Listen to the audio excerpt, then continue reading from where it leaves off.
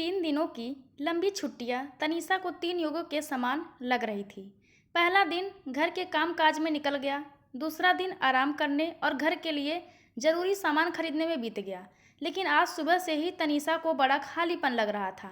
खालीपन तो वह कई महीनों से महसूस करती आ रही थी, लेकिन आज तो सुबह से ही वह खासी बोरियत महसूस कर रही थी। बाई खाना बनाकर जा चुकी थी। सुबह के 11 बजे थे। तनीषा का नहाना धोना, नाश्ता भी हो चुका था। झाड़ू पोछा और कपड़े धोने वाली बाइयां भी अपना अपना काम करके जा चुकी थीं। यानी अब दिन भर ना किसी का आना या ना जाना होना था। टीवी से भी बोर होकर तनीषा ने टीवी बंद कर दिया और फ़ोन हाथ में लेकर उसने थोड़ी देर बातें करने के इरादे से अपनी सहेली आशा को फ़ोन लगाया। हेलो, उधर से आशा का स्वर सुनाई दिया। हेलो आशा, मैं तनीषा बोल रही हूँ। कैसी है? क्या चल रहा है? तनीषा ने बड़े उत्साह से कहा।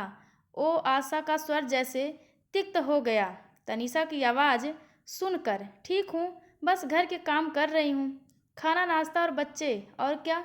तू बता। कुछ नहीं यार, बोर हो रही थी तो सोचा तुझसे बात कर लूँ। चल ना, दोपहर में पिक्चर देखने चलते हैं। तनीषा उत्साह से बोली। नहीं यार, आज रीता की तबीयत कुछ ठीक नहीं लग रही है, मैं नहीं जा पाऊँगी। चल, अच्छा फ़ोन रखती हूँ, मैं घर में ढेर सारे काम हैं। पिक्चर देखने का मन तो मेरा भी कर रहा है, पर क्या करूँ, पति और बच्चों के ढेर सारे काम और फरमाइशें होती हैं।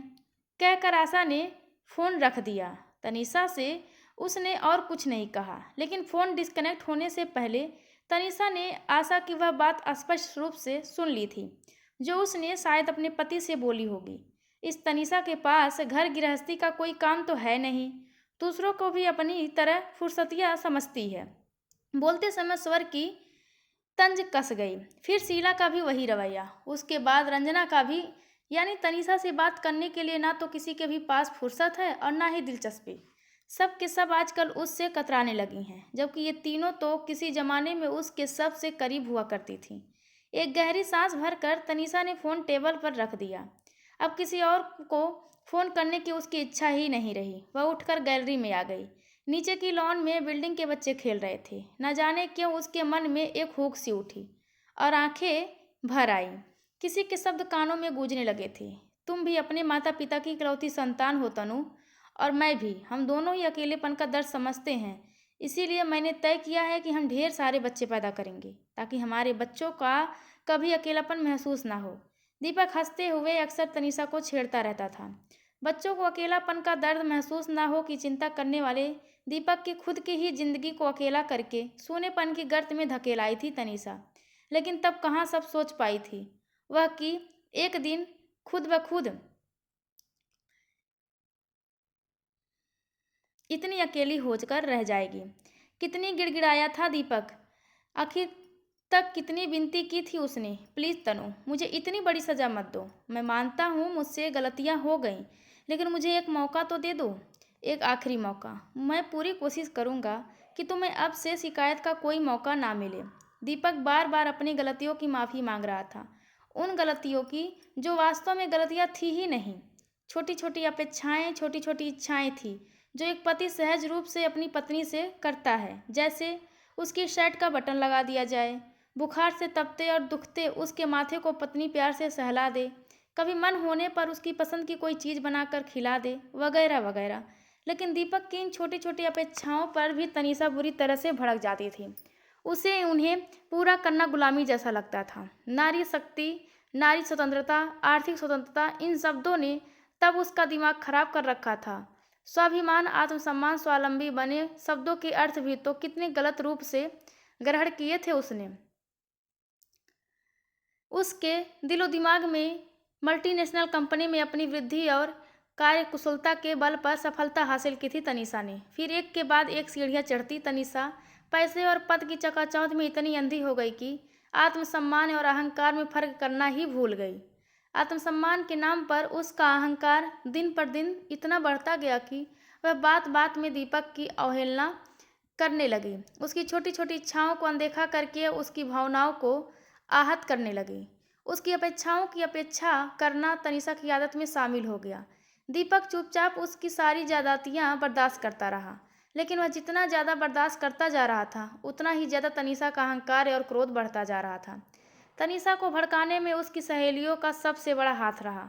वे तनीषा की बातों या यूँ कहिए कि उसकी तकलीफ़ों को बड़े गौर से सुनती और दीपक को भला बुरा कहकर तनीषा से सहानुभूति दर्शाती। इन्हीं सहेलियों ने उसे दीपक से तलाक लेने के लिए उकसाया था। तब यही सहेलियां तनीषा को अपनी सबसे बड़ी हित चिंतक लगी थी। ये सब दौड़ दौड़ कर तनीषा के टुकड़े दुखड़े सुनने चली आती थी और उसके कान भरती थी। तू क्यों उसके काम करी? तू क्या उसकी नौकरानी या खरीदी हुई गुलाम है? तू साफ मना कर दे। कि एक दिन जब दीपक ने बाजार से ताज़ा टिंडे लाकर अपने हाथ के मसाले वाले भरवा टिंडे बनाने का अनुरोध किया तो तनीषा बुरी तरह बिफर गई कि वह अभी ऑफिस से थकी मांदी आई है और दीपक उससे चूल्हे चौक का काम करने को कह रहा है। उस दिन तनीषा ने न सिर्फ दीपक को बहुत कुछ उल्टा सीधा कहा बल्कि साफ साफ यह भी कह दिया कि वह अब और अधिक उसकी गुलामी नहीं करेगी। आखिर वह भी इंसान है, कोई खरीदी हुई बांदी नहीं है कि जब तब सिर झुकाकर उसका हुक्म बजाती रहे। उसे इस गुलामी से छुटकारा चाहिए। दीपक सन्नसा खड़ा रह गया। एक छोटी सी बात इतना बड़ा मुद्दा बनेगी यह तो उसने सपने में भी नहीं सोचा था। इसके बाद वह बार बार माफ़ी मांगता रहा पर तनीषा ना मानी तो आखिर में तनीषा की खुशी के लिए उसने अपने आंसू पीकर तलाक के कागजों पर दस्तखत करके उसे मुक्त कर दिया। पर तनीषा क्या सचमुच मुक्त हो पाई? दीपक के साथ जिस बंधन में बंध कर वह रह रही थी उस बंधन में ही वह सबसे अधिक आज़ाद, स्वच्छंद और अपनी मर्जी की मालिक थी। दीपक के बंधन में जो सुरक्षा थी उस सुरक्षा ने उसे समाज में सिर ऊंचा करके चलने की एक गौरवमयी आज़ादी दे रखी थी। तब उसके चारों ओर दीपक के नाम का एक अद्भुत सुरक्षा कवच था जो लोगों की लोलुप और कुत्सित दृष्टि को उसके पास भटकने नहीं देता था। तब उसने उस सुरक्षा कवच को पैरों की बेड़ी समझा था, उसकी अवहेलना की थी। लेकिन आज तनीषा को एहसास हो रहा है उसी बेड़ी ने उसके पैरों को स्वतंत्रता से चलना बल्कि दौड़ाना सिखाया था। दीपक से अलग होने की खबर फैलते ही लोगों की उसके प्रति दृष्टि ही बदल गई थी। औरतें उससे ऐसे बिलखने लगी थी जैसे वह कोई जंगली जानवर हो और पुरुष उसके आसपास मंडराने के बहाने ढूंढते रहते थे। दो चार लोगों ने तो वक्त बेवक्त उसके घर पर भी आने की कोशिश भी की। वह तो समय रहते ही तनीषा को उनका इरादा समझ में आ गया। नहीं तो अब तो बाजार या कहीं भी आते जाते तनीषा को एक अजीब सा डर, असुरक्षा तथा संकोच हर समय घेरे रहता है। जबकि दीपक के साथ रहते हुए उसे कभी कहीं पर भी आने जाने में किसी भी तरह का डर नहीं लगा था। वह पुरुषों से भी कितना खुलकर हंसी मजाक कर लेती थी, घंटों गप्पे मारती थी, पर ना तो कभी तनीषा को कोई झिझक हुई और ना ही साथी पुरुषों को ही। पर अब किसी भी परिचित पुरुष से बात करते हुए वह अंदर से घबराहट महसूस करती है। हंसी मजाक तो दूर, परिचित औरतें खुद भी अपने पतियों को तनीषा से दूर रखने का भरसक प्रयत्न करने लगी हैं। आरती के पति विनोद से तनीषा पहले कितनी बातें, कितनी हंसी ठिठोली करती थी।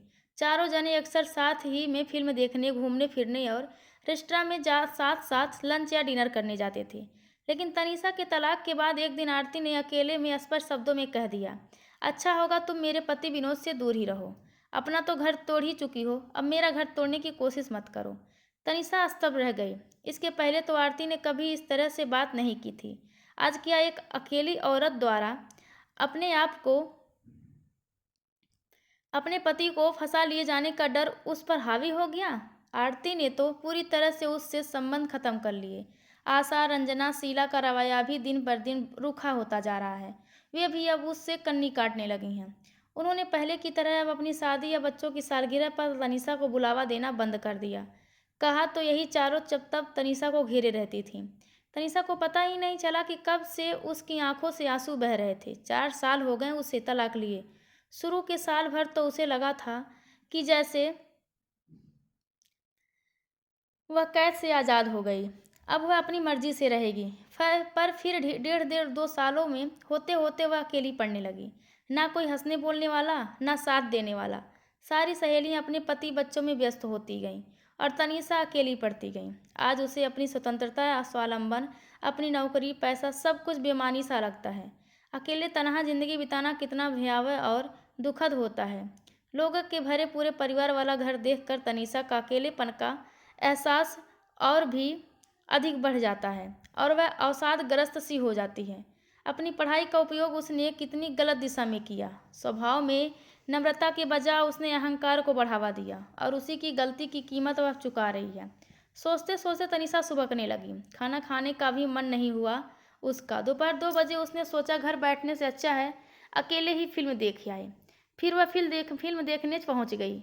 फिल्म के इंटरवल में कुछ चिर परिचित आवाज़ों ने तनिषा का ध्यान आकर्षित किया। देखो, देखा तो नीचे दाई और आशा अपने पति और बच्चों के साथ बैठी थीं। उसकी बेटी रीता चहक रही थी। तनिषा को समझते देर नहीं लगी कि आशा का पहले से प्रोग्राम बना हुआ होगा। उसने तनिषा को टालने के लिए ही रीता की तबीयत का बहाना बना दिया।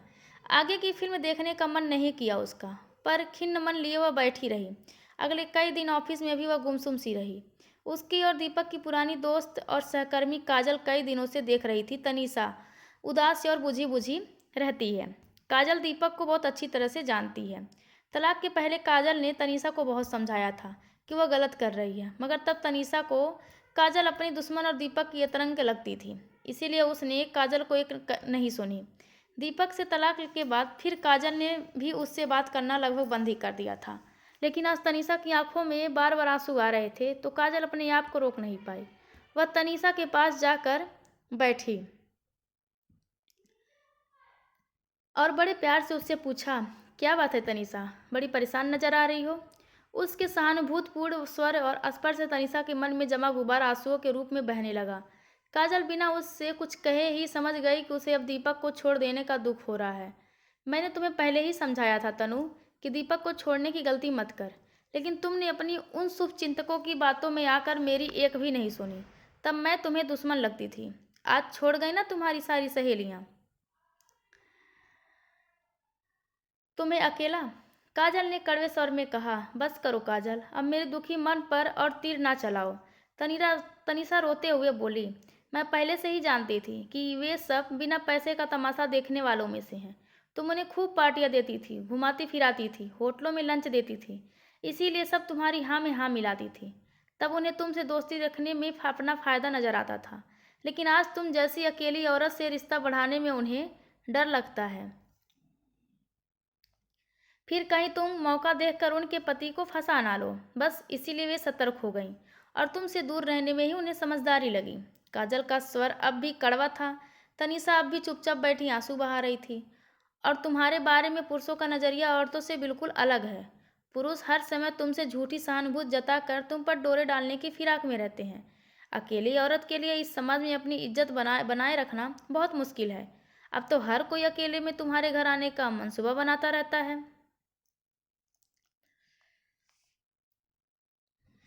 काजल का स्वर तनिषा की हालत देखकर अब कुछ नम्र हुआ। मैं सब समझ रही हूँ काजल, मैं खुद परेशान हो गई हूँ ऑफिस के पुरुष सहकर्मियों और पड़ोसियों के व्यवहार से। तनिषा आंसू पोंछ कर बोली, तुमने दीपक से सामंजस्य बिठाने का जरा सा भी प्रयास नहीं किया? थोड़ा सा धीरज नहीं रखा साथ चलने के लिए? अपने अहंकार पर अड़ी रही? दीपक को समझाने का जरा सा भी प्रयास नहीं किया तुमने? तुमने पति पत्नी के रिश्तों को मजाक समझा। काजल ने कठोर स्वर में कहा। फिर तनिषा के कंधे पर हाथ रखकर प्यार काजल से बोली, दीपक तुझसे सच्चा प्यार करता है, तभी 4 साल से अकेला है। उसने दूसरा ब्याह नहीं किया। वह आज भी तेरा इंतजार कर रहा है। कल मैं और गगन उसके घर गए थे। देखकर मेरा तो दिल सच में भर आया तनु। दीपक ने डाइनिंग टेबल पर अपने साथ एक थाली तेरे लिए भी लगाई थी। वह आज भी अपने परिवार के रूप में बस तेरी ही कल्पना करता है और उसे आज भी तेरा इंतजार ही नहीं बल्कि तेरे आने का विश्वास भी है। इससे पहले कि वह मजबूर होकर दूसरी शादी कर ले, उससे समझौता कर ले, वरना उम्र भर पछताती रहेगी। उसके प्यार को देख छोटी मोटी बातों को नज़रअंदाज कर दे। हमें ही गलती करते हैं कि प्यार को नज़रअंदाज करके छोटी मोटी गलतियों को पकड़कर बैठ जाते हैं और अपना रिश्ता अपना घर तोड़ लेते हैं। पर यह नहीं सोचते हैं कि घर के साथ साथ हम स्वयं भी टूट जाते हैं। एक गहरी सांस लेकर काजल चुप हो गई और तनिषा की प्रतिक्रिया जानने के लिए उसके चेहरे की ओर देखने लगी। दीपक मुझे माफ़ करेगा क्या? तनिषा उसकी प्रतिक्रिया जानने के लिए उसके चेहरे की ओर देखने लगी। दीपक के प्यार पर शक मत कर तनु, तू सच बता, दीपक के साथ गुजारे हुए 3 सालों में तू ज़्यादा खुश थी या उससे अलग होने के बाद 4 सालों में तू ज़्यादा खुश रही है? काजल ने तनिषा से सवाल पूछा जिसका जवाब उसके चेहरे की मायूसी ने ही दे दिया। लौट जा तनु, लौट जा। इससे पहले कि ज़िंदगी के रास्ते बंद हो जाएं, अपने घर लौट जा। 4 साल के भयानक अकेलेपन की बहुत सज़ा भुगत ली तुम दोनों ने। दीपक के मन में तुझे लेकर कोई गिला नहीं है। तू भी अपने मन में कोई पूर्वाग्रह मत रख और आज ही उसके पास चली जा। उसके घर और मन के दरवाजे आज भी तेरे लिए खुले हैं। काजल ने कहा। घर आकर तनीषा काजल की बातों पर गौर करती रही। सचमुच अपने अहंकार के कारण नारी शक्ति और स्वावलंबन के नाम पर इस अलगाव का दर्द भुगतने का कोई अर्थ नहीं है। जीवन की सार्थकता रिश्तों को जोड़ने में है, तोड़ने में नहीं। तलाक के बाद उसे यह भली भांति समझ में आ गया है। स्त्री की इज्जत घर और पति की सुरक्षा देने वाली बाहों के घेरे में ही है। फिर अचानक ही तनु दीपक की बाहों में जाने के लिए मचल उठी। दीपक के घर का दरवाज़ा खुला हुआ था। दीपक रात में अचानक ही उसे देखकर आश्चर्यचकित रह गया। तनु बिना कुछ बोले उसके सीने से लग गई। दीपक ने उसे कसकर अपने बाहुपास में बांध लिया। दोनों ने देर तक आंसू बहाते रहे, मानो 4 साल का मैल दूरियों में आंसुओं से धुल गई। बहुत देर बाद दीपक ने तनु को अलग करते हुए कहा, मेरी तो कल छुट्टी है, पर तुम्हें तो ऑफिस जाना है ना। चलो अब सो जाओ। मैंने नौकरी छोड़ दी है दीपक। तनु ने कहा, छोड़ दी है? पर क्यों? दीपक ने आसर से पूछा। तुम्हारे ढेर सारे बच्चों की परवरिश करने की खातिर। तनु ने शर्माते हुए कहा तो दीपक हंस पड़ा। फिर दोनों एक दूसरों की बाहों में खोए हुए अपने कमरे की ओर चल पड़े। तो दोस्तों, यह कहानी आप सभी को कैसी लगी कृपया कमेंट करके ज़रूर बताएं और चैनल को लाइक शेयर और सब्सक्राइब करना बिल्कुल भी ना भूलें। धन्यवाद आप सबका।